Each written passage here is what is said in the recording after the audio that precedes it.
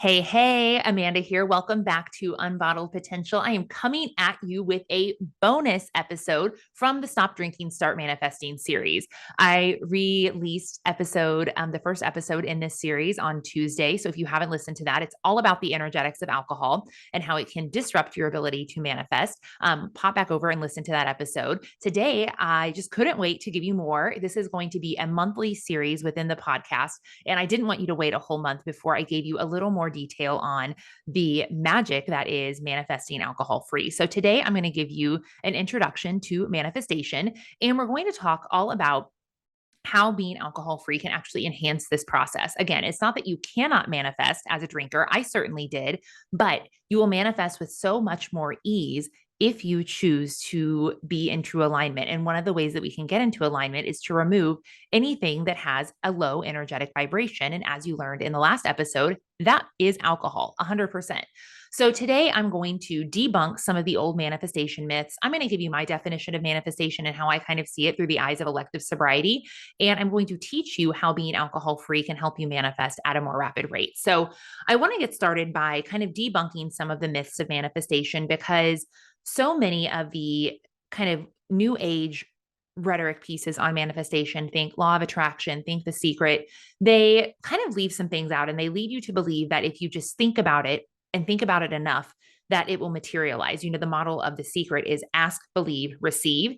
And it makes it seem like if you say to yourself and affirm and think of and dream of and visualize a red Ferrari sitting in your garage, that boom, that red Ferrari will appear out of nowhere. And while that is, you know, I'm not going to say it's impossible, there are actually just some steps that are left out that I want to get you aligned with.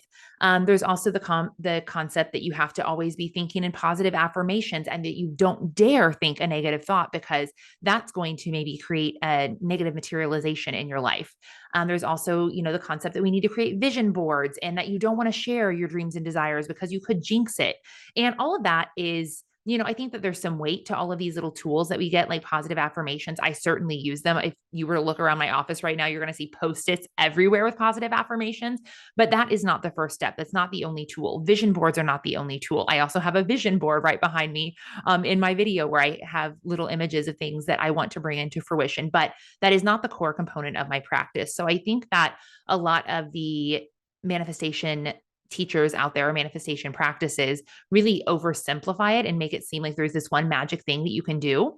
And it's less about what you do and sometimes about what you don't do, or looking deeper into the full facet of your life and how you could be blocking manifestation. And that is what I want to look at today. So in my understanding of manifestation, it is energetic alignment. And there's actually 4 different components to my manifestation process, which are clarity, self-worth, energetic alignment, and inspired action. And I'm going to guide you through each of those steps and help you understand how you can implement the steps and how being alcohol-free makes them easier. So it's not too dissimilar from the ask, believe, receive steps that you might have learned from The Secret, but there is a little more nuance in them. So I want to go through that. So let's go ahead and dive in and get started. So let's start with the first step, which is clarity. This is basically the ask step in The Secret. This is knowing what you want, but more importantly, knowing what you want to want, having an authentic clarity about your desires. Now, this can be difficult when we are drinking, because basically drinking is one of the things that we do to make ourselves fit in. And when we are trying to fit in, we are trying to go with the crowd. We are trying to join the herd. And often what happens when we are doing that is we are aligning the rest of our interests with the majority, right? If we're doing majority activities, we're often aligning our interests and our desires and our behaviors with the majority. So what I find with myself and my clients is that when we are drinking, a lot of the things that we think that we want or we think that we're interested in are actually severely diluted versions of our actual dreams and desires. We are settling when we are drinking because we don't have the clarity to hold a higher vision, and we don't have the capacity to bring that vision into fruition. So let me give you some examples. As a drinker, I was in a dead-end career that I thought was glamorous. I thought it's what I was supposed to want. I thought I should be grateful because it had security and opportunity to grow and And when I stopped drinking, I realized that drinking was actually a tool I was using to satiate me, basically to keep me satisfied, to keep me from realizing how out of alignment I was with my career. And it's not like I was still doing good work. I was working for great companies with great messages, but it just wasn't aligned with my desires. I chose a career based on what I thought would make good money, what I thought would be stable and secure, what I thought that I would get kind of accolades for. And that's not what my soul wanted. That was not what my soul was congruent with. And when alcohol was out of the picture, I started to realize what I actually did desire, what I actually wanted to do. And I started to get clarity on who I wanted to become. And this is across the board in terms of my interests. I used to think that going out on a weekend was fun. And what I realize now is that fun is deep connection. Fun is belly laughing out of nowhere because you just think something is funny, not because you're so wasted that you are, not in your right mind. So I started to get clarity on what my desires were. My desires for a romantic partner were no longer, this goofy, good looking party boy. It became someone who was grounded and rooted and who I could grow with. And my clarity, my ability to have clarity, to know my authentic desires as a drinker were severely clouded. So I didn't even know what to ask for. Now, here's the deal. When I did ask for things, I could still get them to come into fruition. I could still manifest them, but I was asking for things that I didn't really want. And that's a really dangerous practice to start. You're basically manifesting material things or manifesting things just because your ego wants them, not your soul wants them. And I'll give you a great example of this. I have a client who I'm working with who she owns her own business, and she's been working since the time she was about, in her early mid 20s to manifest a condo on the beach, this specific beach. And she messaged me last week. She's like, Amanda, you won't believe it. One of the things I've been manifesting for ages just popped in. And of course I believed it, because once you stop drinking, you can start manifesting at a rapid rate. So she had like a backlog of manifestations that she was trying to call in. And all of a sudden, once alcohol was out of the way, poof, it was ready for her. But there's a catch. Her voice kind of dropped, and she was like, but the problem is, this feels really weird. I don't think I want it anymore. Something's telling me not to take the condo. And I said, listen to that voice. And I said, also, let's go back and look at the version of you who asked for the condo, who wanted the condo. What was she doing? And my client said, Amanda, this is really funny. I started manifesting that condo right before I started drinking. And we kind of jammed back and forth. And the thing that we got at is that drinking had stunted her creative growth, her clarity. So she wanted that condo. And then she started drinking. It's like she cemented that dream in, and she didn't allow herself to dream any further. And as she became more and more and more successful, first of all, possibility opened up for her. So there were so many other things that she could manifest, but she was focused on this one ancient manifestation that she was trying to call in, only to realize that when she was clear-headed and she was in a completely different space and she had grown and she had more opportunities and possibilities, that she didn't want that thing anymore. So know that as alcohol is removed from the picture, you're going to gain clarity, and some of the things that you thought you wanted are going to be small in comparison to what you are actually capable of, what your heart and your soul and your authentic core actually desires. So clarity is one of the big things that you need to manifest just from an authentic truth standpoint. Yes, we want you to manifest whatever it is that's out there, but wouldn't it be cool if you actually truly knew what you wanted and put your energy into manifesting that version of it versus what a past version of you wanted? Let me tell you from personal experience, it is really cool. All right. So clarity is the first step. And that covers the ask step of the secret or the law of attraction process. Now, the second step in my manifestation process is self-worth. And this is kind of covered by the believe process, but I see it in a different way. In the secret, it's believe that it exists, believe that it is already on its way to you. And in my process, it is believe that you are deserving of it. Believe that you are worthy of this thing. And I'll give you a definition of self-worth, or actually self-esteem, as Nathaniel Branden states it in his book, The 6 Pillars of Self-Esteem, which is an amazing book. If you haven't read it, I certainly recommend it. And Nathaniel Branden breaks down self-worth or self-esteem into 2 parts. 1, the belief that you are deserving of happiness. Do you believe that you deserve to be happy? And 2, the belief that you are able to show up and handle any of the challenges that life throws at you. That is self-worth. Okay. And if you believe in yourself, not believe that the thing exists, not believe that the thing is coming to you, because that's like kind of your own internal brainwash, but you believe that you deserve it.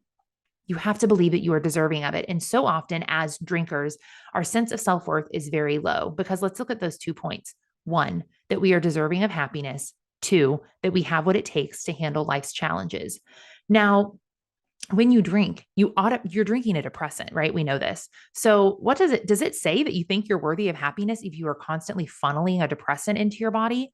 No, you are not communicating that you are deserving of happiness to the universe when you drink. Even if that is not your intention, subconsciously, you're saying, I'm willing to drink this thing that I know is going to depress me. So therefore, I do not feel that I'm deserving of happiness. I am demonstrating that I'm not worthy of it by taking myself specifically out of the reach of happiness by drinking a depressant. Okay. And the second step is that the second point is that you are able to handle life's challenges. What is the other reason that we drink? Because we don't feel competent to cope with big emotions or life situations. We drink to take the edge off. We drink to numb and blur the lines, right? So when we do that, we are again automatically communicating that we are not worthy and we are not capable of handling the challenges that life throws at us.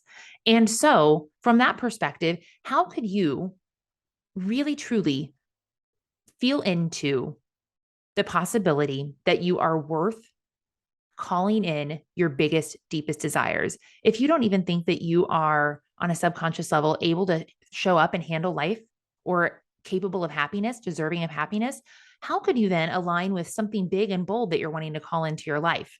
Let me tell you, you can do it. It's just not going to be as easy if you actually got centered in self-worth. And so what happens when you remove alcohol from the picture, you do have to challenge some of these negative self-worth centers. Those don't just like boom, oh my gosh, now I'm suddenly stop drinking, start manifesting unicorns and butterflies, rainbows everywhere. No, you then have to sit and work on yourself a little bit, right? So it is sitting and doing the self-worth work to help you increase that self-worth muscle. And there are so many things that we can do to increase self-worth that I cannot begin to cover them in this episode. I'll cover them in a different one, certainly. But I want you to know that drinking automatically communicates to the universe that your self-worth is not where it needs to be, is not where it could be. Let's not say where it needs to be, but where it could be. It could be so much higher because you are communicating that you have a sense of lack in your world. I hope that makes sense. That is one of the deeper concepts to deliver in a short episode like this. But self-worth, believing that you are worthy of your desire, is so important. All right. And if you're constantly diluting yourself, if you're constantly putting a depressant in your body, that just doesn't communicate that to yourself or to the universe. Okay. Step number 3 in my manifestation process is something kind of outside of the ask, believe, receive model. This is an extra, a bonus step that I would throw in if I really wanted to get my manifestation process in check. And that is getting in energetic alignment, making sure that your actions, how you are showing up, what you are saying yes to, is in alignment with your desires. You know, in a ask, believe, receive model, you just say, okay, well, I want the red Ferrari. I want it. So there it is.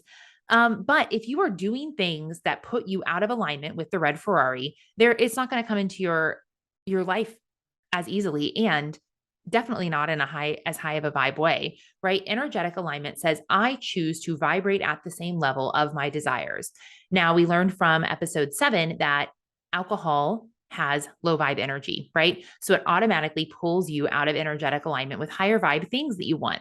And the universe can most easily magnetize to you what you are an energetic match for. Therefore, if I want to be an energetic match for something at a higher vibration, I need to practice doing the things that raise my vibration. One of those things is going to be eliminating alcohol. The others include doing some of those things like positive affirmations, doing some of those things like meditation and having a spiritual practice. But if you are trying to do all the things, which I've tried this for ages, trying to do all the things, the meditation, the affirmations, and then, so you're like building your vibration, but then you drink alcohol, you're just lowering it back down. It's almost like you're just evening out the scale. So you never actually get the full benefit of all the positive things you're doing because alcohol just weighs you down again.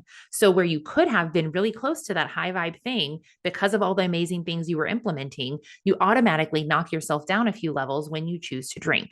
Again, This is not because alcohol is bad, wrong, or evil. This is not because it's immoral. You are not going to be punished for drinking alcohol. It's just an energetic equation. You are not going to fully align with your desires if you're drinking alcohol because it lowers your vibration. All right. So step number 3 is getting into energetic alignment, and removing alcohol can help you do that because it creates the space for all of the other efforts that you're putting out to be higher vibe to magnify. Magnify is not the right word.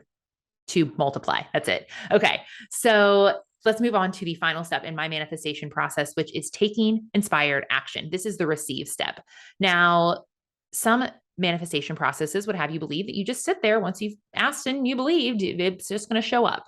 It's not that simple. You also have to take inspired action. Now, I'm not saying that first of all, every manifestation process, don't come at me. Every manifestation teacher and process does not teach it this simplified, but there are versions out there that would make it sound as if you just say, I want the red Ferrari. I believe I can have it. I believe it exists. Poof, it's here.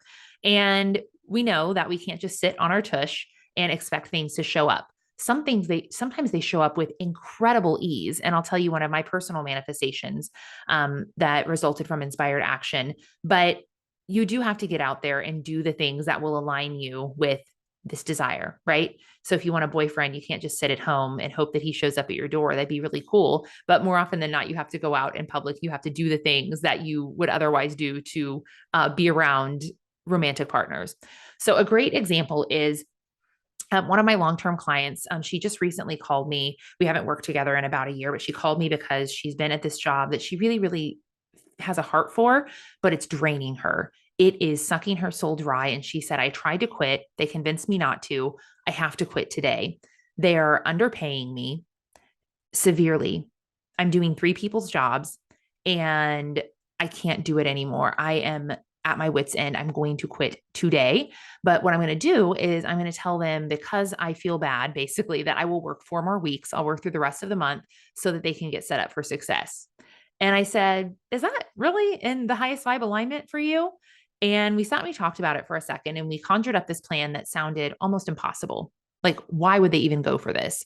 And the reason is because she is a key player. She is literally one of the pieces of glue that's holding the company together. So I said, why don't you do this? Why don't you save yourself some life force energy and give them 2 weeks under the stipulation that they will compensate you in back pay or in bonus for some of the work that you've been doing that they haven't paid you appropriately for, because she was doing the job again of 3 people. And she's like, oh, I don't think they'll go for that. And I'm like, well, either they go for that or you say, today is my last day. I tried to quit 2 weeks ago. You told me that things would change. You told me to stay, and I am unhealthy. I am unwell. I'm either giving you my computer today, or I am asking respectfully that you compensate me for the time that I've been putting in, the energy and the effort, and I will give you 2 weeks to close out this chapter. And they went for it. They went for it. She manifested like a 5-figure bonus out of the deal. How does that even happen? It doesn't, but it is aligned, inspired action. Okay. So you can manifest things into your life simply, but she would have had to ask. She couldn't have just said, well, I'm going to give you 2 weeks. Is there anything you can do for me? She had to ask and make the request. Sometimes you have to make the request not only to the universe, but to a physical person, to a physical entity. If you want to go out with the cute boy at the coffee shop, you could will him in your mind to come over to you, or you could just go ask him as well. That works too. And manifestation is about the energetic vibration that you're coming in with, right? If you come in with the right energy, you're going to manifest a yes versus manifesting a no, we don't think so, or I don't think so. Okay. In my own personal life, y'all know that I have a book coming out, not until October 23. Seems like a lifetime away from now, but I'm so excited. I'm in the final editing process. And this is a dream that I've had since I was a little girl. I've known since I was a little girl that I was going to write a book. And in 2020, during quarantine, I started the process. And so I started taking inspired action to get the steps in route. And the first step is to write this massive professional document called a literary proposal. And I wrote the proposal, and the proposal is what gets you to point B, which is a literary agent. And I really, really, really wanted Gabby Bernstein's agent. She is one of my heroes. I just really thought that would be so rad if I could manifest the same literary agent that she has. And that's kind of a tall order because Gabby Bernstein is like 8 New York Times bestsellers ahead of me. But I put it out there to the universe. I said, universe, this is what I'm here for. This is what I'm a match for. And let me tell you what, y'all, I got that literary agent.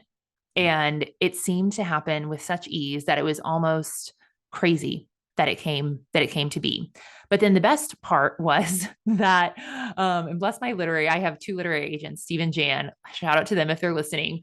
But and obviously, like you don't even know, like I had this crazy picture on my vision board of Steve, who's Gabby's main agent, and another person who I cut out their head and put my head on it to like hold the vision of I'm going to work with this guy. So believe me, I employed all of the manifestation techniques that I listed here today and all of the ones I had affirmations. I had the vision board. I was holding the vision. I knew it was going to be so. And then the next step is to get the book deal. So we interview with a couple of publishing houses, and I know in my heart, I've never been less nervous in my life. I've been more nervous waiting on guys to call me back for a second date than I was about landing this book deal. I just knew it was going to come through. So much so that on the Friday that my literary agents called me, they actually texted me and said, "Hey, it's Steve and Jan. Can you talk?" I couldn't have been more oblivious to who Steve and Jan, who I worked my ass off to manifest. I couldn't have been more oblivious to who was trying to call me. I was just like, huh, who is this? I told him I thought it was like a telemarketer or some like swingers asking me to join their threesome or something weird. I was like, who is Steve and Jan? Oh, the literary agents you manifested calling about the literary freaking book deal that you are manifesting as well.